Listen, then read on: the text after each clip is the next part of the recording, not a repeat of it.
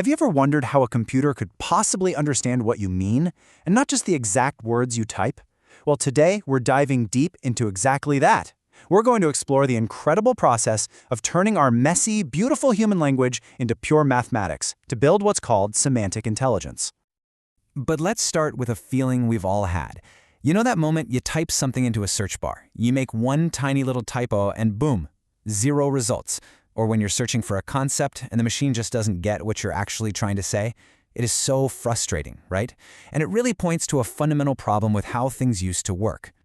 And this table right here gets to the heart of it. On the left, you've got traditional search. Just think of it like a very, very literal robot. It lives and dies by exact keyword matching, it breaks with typos, it needs super rigid keywords, and its only answer is basically, yep, I found it, or nope, not here.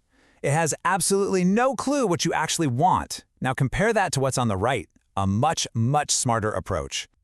So what's the solution to our clumsy robot problem? Well, we have to go way beyond just matching letters on a screen. We have to actually teach computers the math of meaning itself. This quote just nails it perfectly. You know, a computer can't do math with the word cat, but it can absolutely crunch numbers like 0.1245. So the whole game is to translate our world of concepts into their world of coordinates, to turn meaning into math without losing the soul of the message along the way. So how in the world is this done? It really boils down to this 3-step pipeline. First up is initialization. Think of this as loading up the AI's brain. Second is vectorization, and this is where the magic happens, converting our text into those numerical coordinates. And then finally, calculation, where we use that math to find the absolute best match. So let's break that down.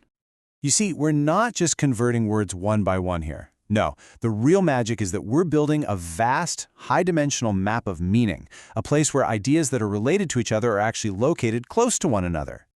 And the very first step to building that map is something called tokenization. Before an AI can make sense of a sentence, it has to chop it up into meaningful pieces. And this isn't just about whole words. Look at this subword strategy. The word unhappy becomes 2 different tokens, un and happy. Now this is absolutely brilliant because it means the system can recognize parts of words, which helps it deal with typos or brand new words it's never seen before. Okay, so once the text is broken into these little tokens, the AI uses a process with a fantastic name, the gossip mechanism. Now the official term is self-attention, but the idea is just so simple and cool. Every single token looks at every other token in the sentence to figure out the context. They literally gossip with each other to figure out what the whole group is talking about. And this is a perfect illustration of how that gossip works. Let's take the word bank. If it's gossiping with the word river, the AI understands we're talking about nature, and it pushes its mathematical coordinate in that direction on our map. But if that same word, bank, is gossiping with the word money, it gets pushed over toward the world of finance. Same word, totally different meaning, and the AI gets it, all because of context. So all of this contextual understanding, all of that digital gossip, it then gets encoded, not into 2 or 3 dimensions like a regular map, but into this, 384 dense dimensions. So what on earth does that number even mean? Well, it means that every chunk of text, every sentence, every idea is turned into a list of 384 unique numbers. Those numbers are the coordinates that plot that idea as a single point on this unbelievably complex map. And the most important rule on this map is that closeness equals relatedness. So the idea of a broken setup would be plotted geographically way closer to troubleshooting than it would be to installation.